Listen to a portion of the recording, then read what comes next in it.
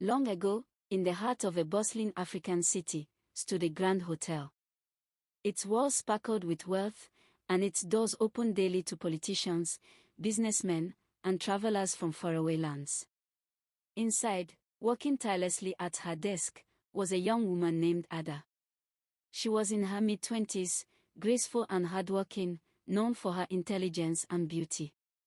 As an accountant, she handled money with skill and greeted strangers with a warm smile.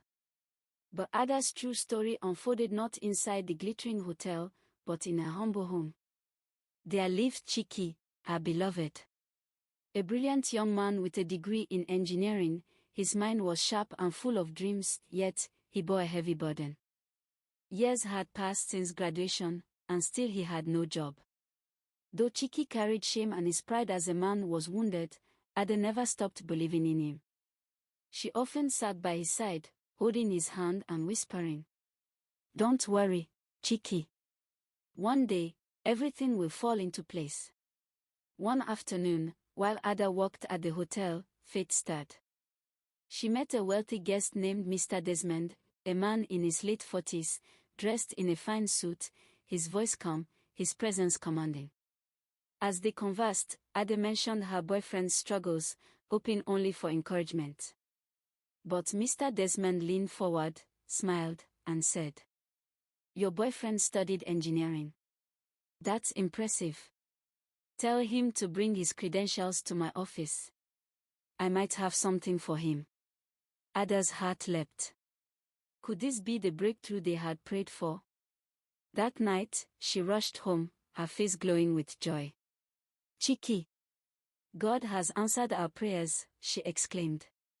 "One of the hotel's VIPs wants to help you. He said you should bring your documents." Chike's weary eyes lit up. For the first time in weeks, hope flickered within him. He embraced Ada tightly, whispering, "Ada, you are my angel. Thank you for believing in me." 2 days later, Chike stood nervously before Mr. Desmond's desk, handing over his credentials. The office was richly decorated, filled with polished wood and golden lamps. Mr. Desmond glanced at the papers with a thoughtful nod. Days passed in silence until one evening, Ada was summoned to the office. She entered cautiously, her step slow. Mr. Desmond leaned back in his chair, his eyes sharp yet calm.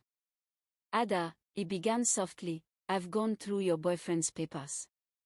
He is qualified, and I am ready to offer him a job. But I want something in return." Ada's brows furrowed. "Something in return? What do you mean, sir?" His voice lowered, steady and cold. "Spend a night with me, and I will make sure your man is employed. That is the deal."